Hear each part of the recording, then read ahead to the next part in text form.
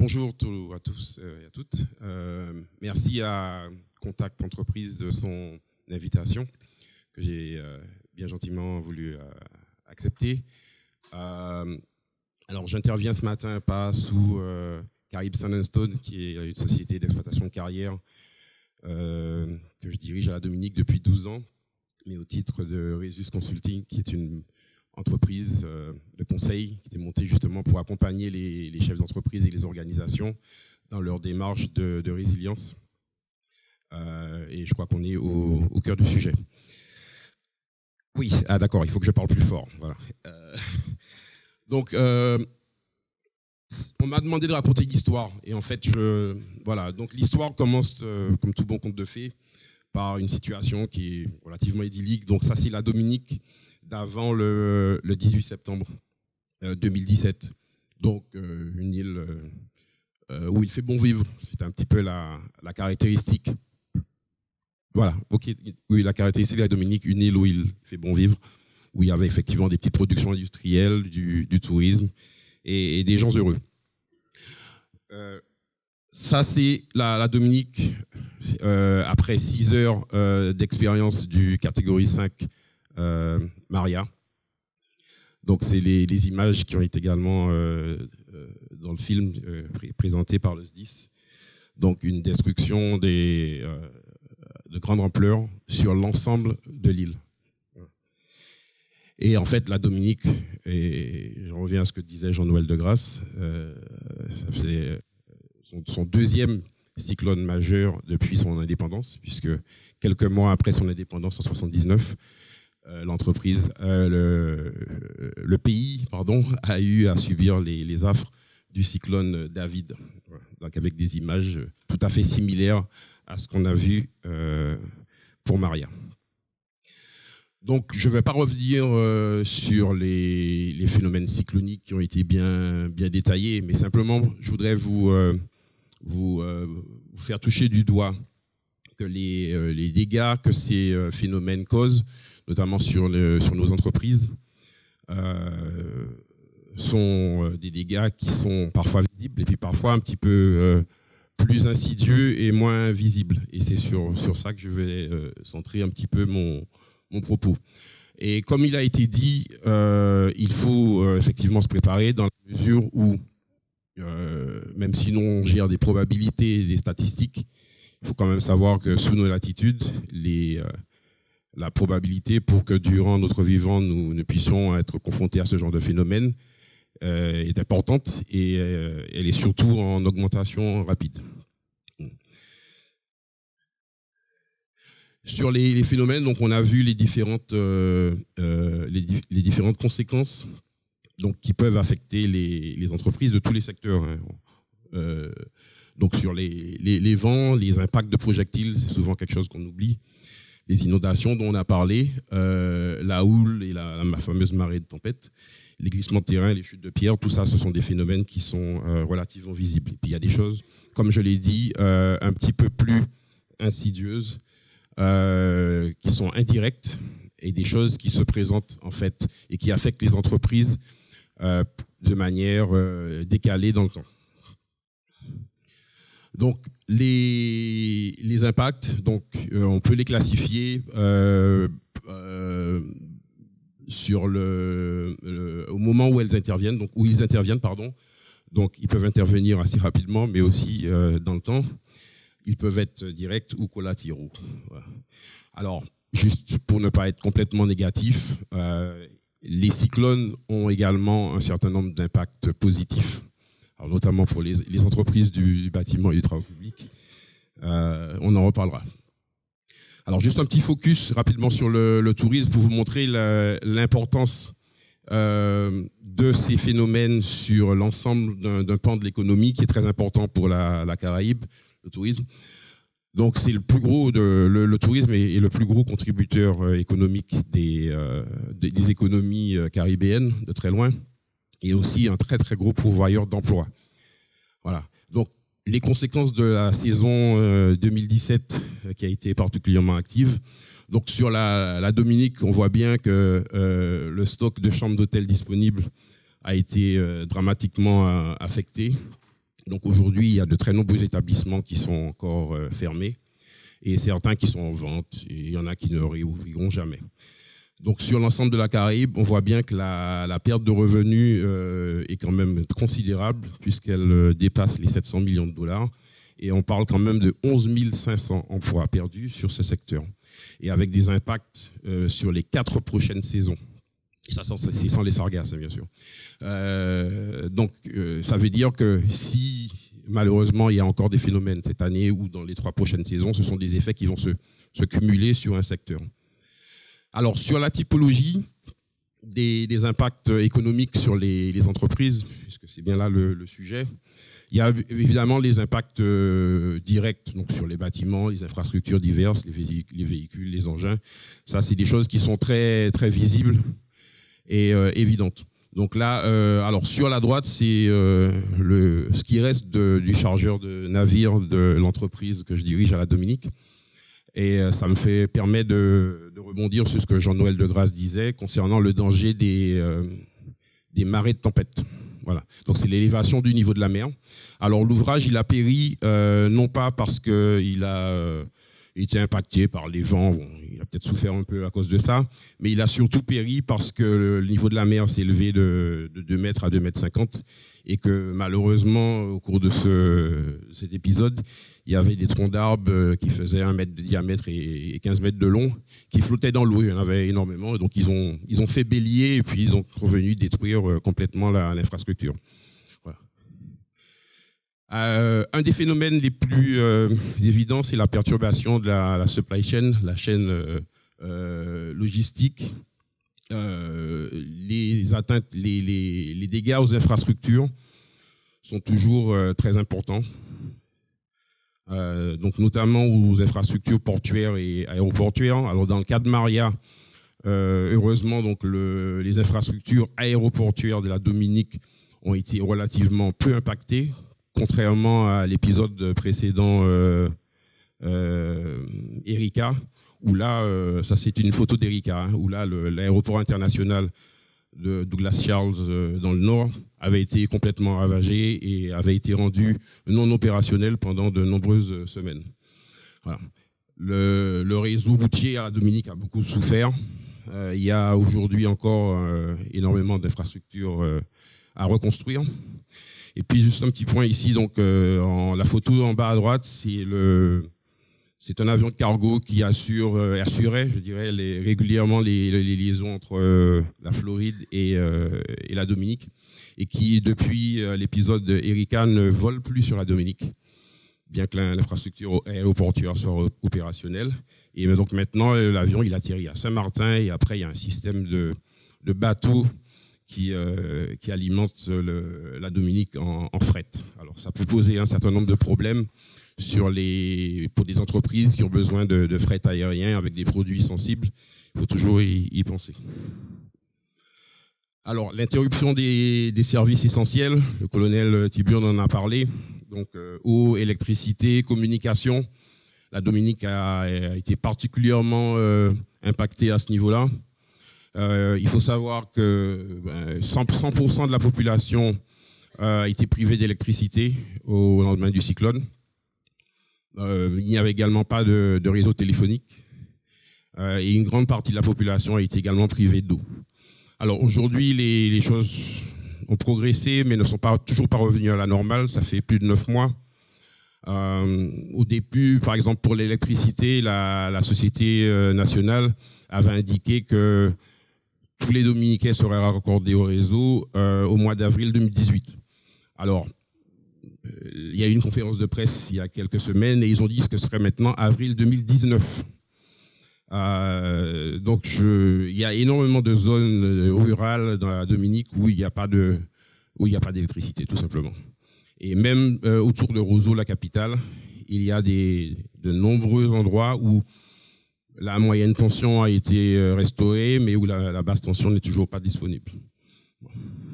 Sur les téléphones, les communications, je pense que c'est quelque chose de très important. La Dominique a pu communiquer avec ses voisins et avoir des communications internes, beaucoup grâce aux CIBIST. Donc, ce sont des gens qui ont été extrêmement importants dans les premières heures et les premiers jours qui ont suivi le phénomène, parce que tous les réseaux cellulaires étaient effectivement tombés. Il faut savoir que beaucoup de ces réseaux cellulaires et des antennes sont alimentés par le réseau électrique. Donc, quand il n'y a plus d'électricité, il n'y a plus de téléphone, tout simplement. Un point important, les services bancaires. Donc, il a fallu à peu près 4 semaines pour réalimenter les distributeurs de billets.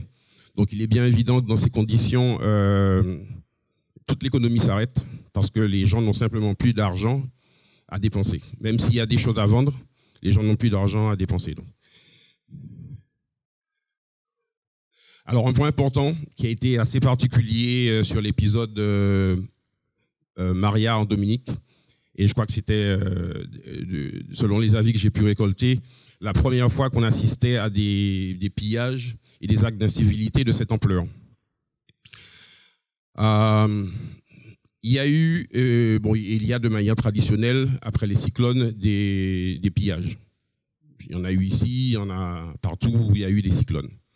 Par contre, en Dominique, il y a eu des choses qui sont allées au-delà des pillages pour se nourrir, puisqu'il y a des gens qui ont pillé des supermarchés. Il y a eu carrément des destructions. Et c'est un problème qui, à mon avis, devrait préoccuper, alors qui préoccupe énormément le secteur privé en Dominique, mais qui a un petit peu de mal à préoccuper les autorités.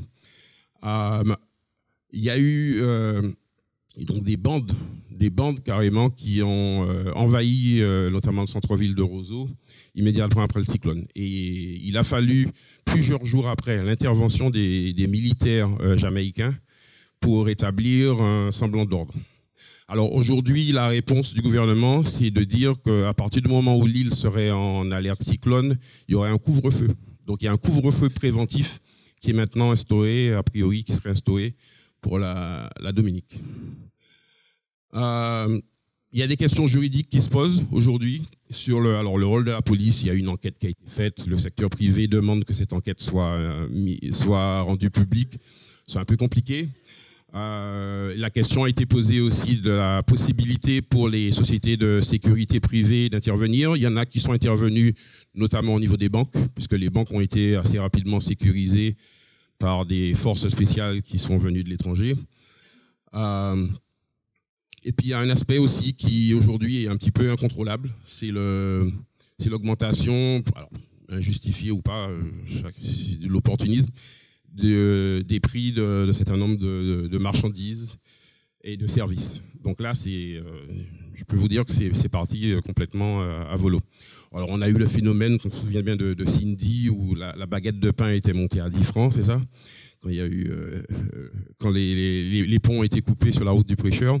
Mais là, on est dans un phénomène de grande ampleur que le gouvernement a beaucoup de mal à juguler.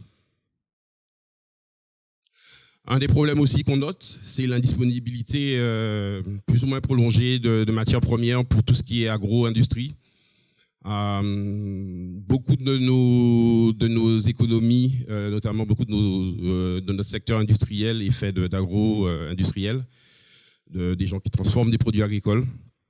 Et il faut savoir que quand ces phénomènes nous frappent, les plantations sont en général tout de suite affectées. Alors il y a des choses très fragiles comme les bananes ici, qui ne résistent pas.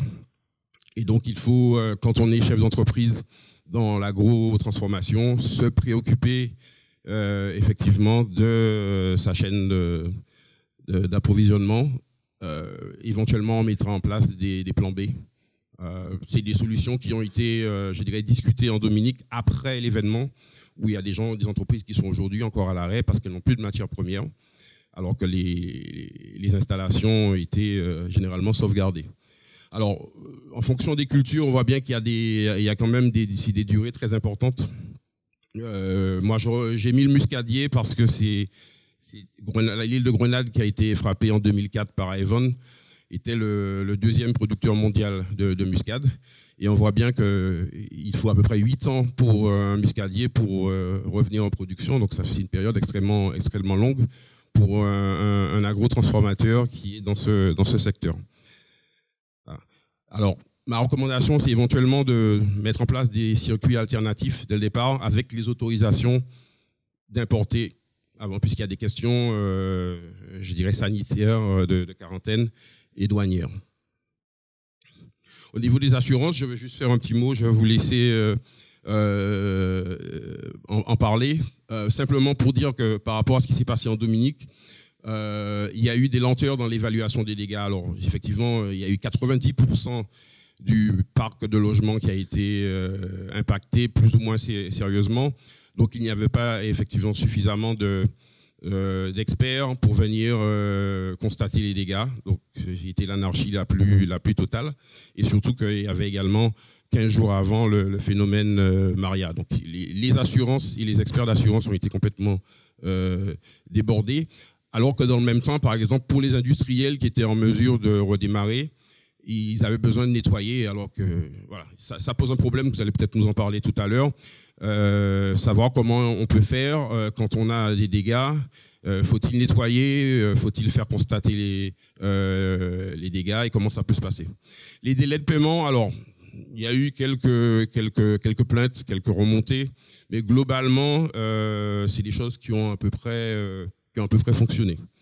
Voilà. Sur la gestion des contrats, vous allez nous en parler également. Il y a beaucoup de gens qui ont eu des surprises de savoir qu'ils n'étaient pas assurés. Par exemple, sur les pillages, apparemment, il y a personne qui n'était, je ne sais pas si c'est assurable d'ailleurs, il y a personne qui était assuré.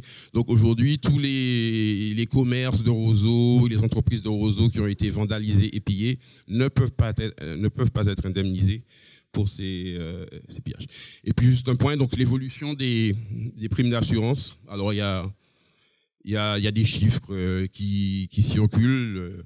Là encore, vous nous en parlerez. Il y a beaucoup de gens qui craignent effectivement une explosion des primes d'assurance compte tenu de la récurrence de ces phénomènes. Point important, l'humain dans toute cette affaire, c'est un peu le maillon faible, à plus d'un titre. Sur la Dominique, il y a à peu près 28% de la population qui est partie, qui a quitté l'île.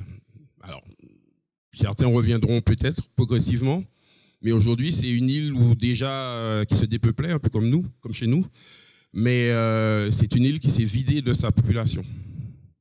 Et c'est particulièrement dramatique pour tous les opérateurs qui interviennent sur le marché local et qui en dépendent. Il y a des besoins massifs aujourd'hui dans le secteur de la construction qui ne sont pas satisfaits localement. Donc il y a des Saint-Luciens, il y a des Martiniquais, il y a des Guadeloupéens, des Vincentiens qui sont aujourd'hui à la Dominique, qui travaillent un peu dans le secteur de la construction. Mais il y a des besoins. Donc le gouvernement a fait venir, par exemple, la semaine dernière, une équipe de 80 Cubains pour pouvoir refaire l'université. Il y a des problèmes de compétences. Et puis il y a surtout, dans les jours et semaines qui suivent le cyclone, une baisse de la productivité. C'est-à-dire que même si l'entreprise est en mesure de fonctionner, vous allez vous apercevoir que les salariés, parce qu'ils ont à gérer leurs problèmes personnels, il y en a qui n'ont plus de toit, il y en a qui n'ont plus de transport, qui ont perdu leur voiture. Les salariés ne seront pas en mesure d'être aussi productifs.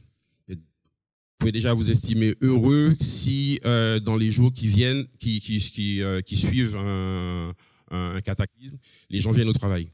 Parce que souvent, ils ont leurs problématiques à gérer. Et ça passe bien sûr souvent avant les préoccupations de travail. Les gens sont traumatisés. Moi, je vous dis, on a fait plusieurs sessions avec nos salariés. C'est une expérience extrêmement pénible de parler en fait à des salariés et puis de sentir qu'on parle dans le vide parce que le regard des gens est vide. Et c'est assez compliqué en termes humains, de relations humaines à gérer ces périodes-là. Parce que et aujourd'hui, dès qu'il y a une pluie sur la Dominique, je peux vous dire que les gens sont littéralement terrorisés. Et je pense que c'est des choses qui vont durer. Alors, il y a eu des expériences où ils ont amené des gens un peu pour parler, mais je pense que au niveau de l'entreprise, c'est des choses à ne pas négliger. Ça, c'est des problèmes classiques, perte de stock, perte de données informatiques. Donc, c'est des choses sur lesquelles il faut se préparer. Et il existe aujourd'hui des solutions pour ne pas tout perdre. dans la chaîne de valeur et au-delà de l'entreprise, hein, puisque même si l'entreprise a eu peu de dégâts et est en état de fonctionner, il y aura forcément chez des fournisseurs, chez des prestataires de services, chez des clients des dégâts. Donc, ne vous considérez pas sauvé si vous avez peu de dégâts et que vous êtes en mesure de fonctionner. C'est tout l'écosystème qui est capable d'être impacté et de s'effondrer. Aujourd'hui, il y a l'exemple de l'université de Portsmouth à la Dominique, qui est l'université de médecine Ross.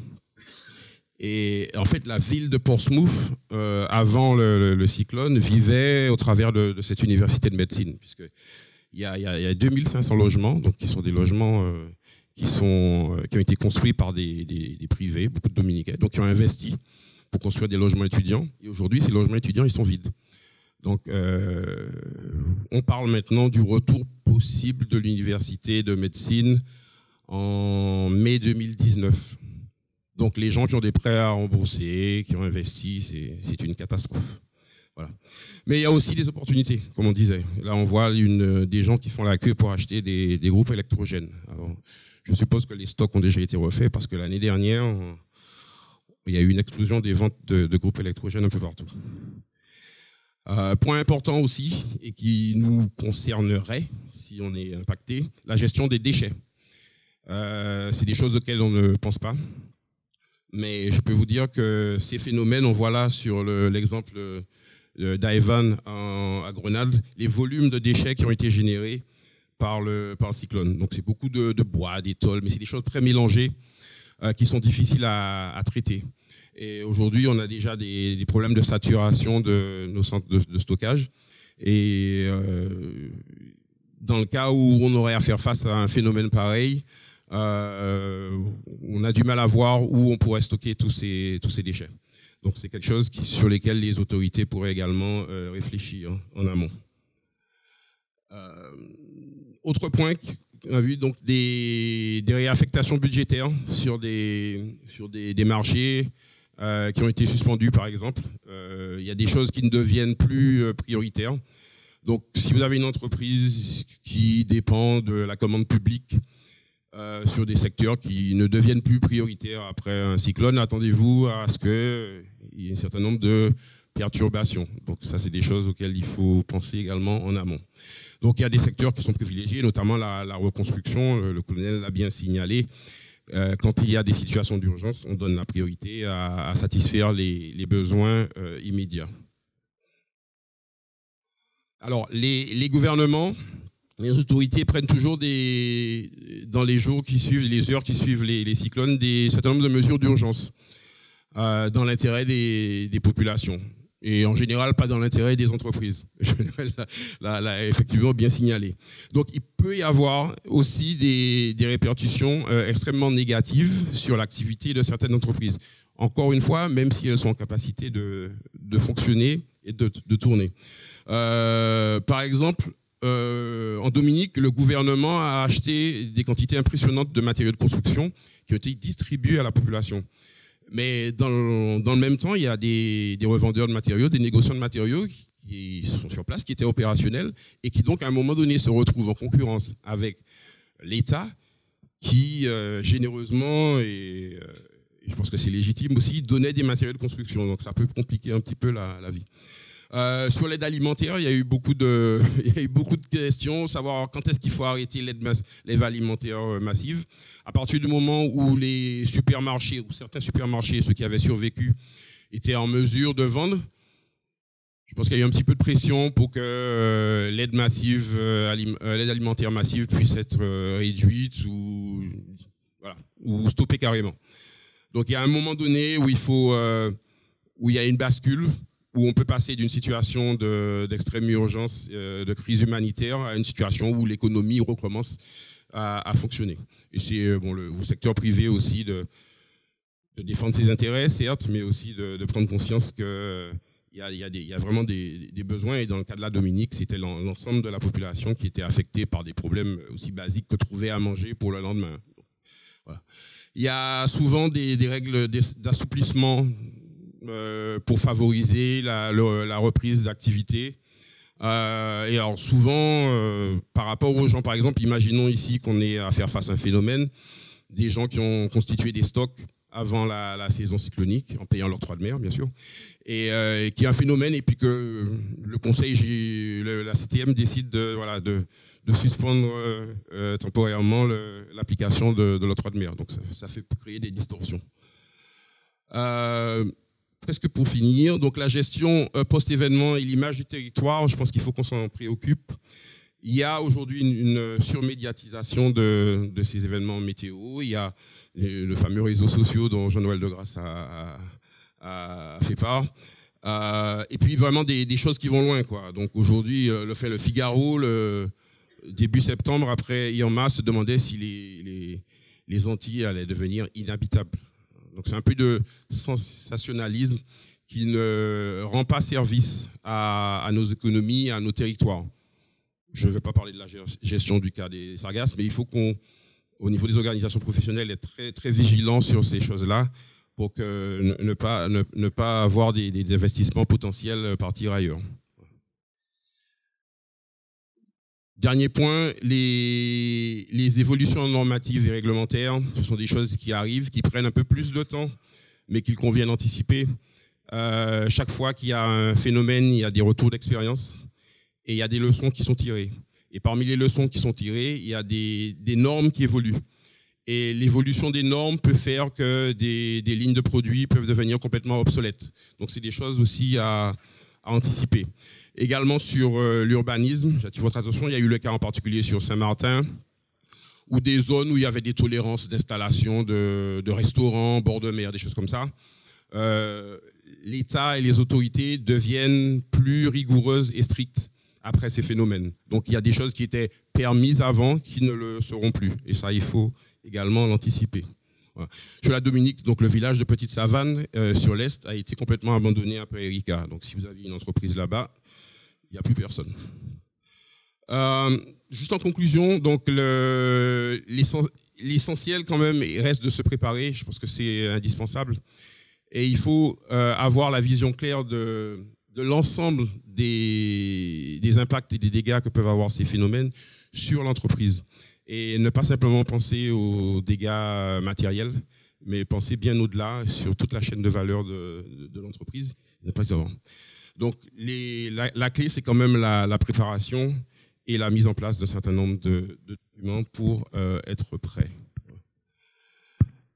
Notre proverbe créole favori, je m'allais pas ni prangade. Et je pense que c'est quelque chose qu'on devrait tous garder en tête à l'approche d'une nouvelle saison cyclonique. Et je vous remercie de votre attention.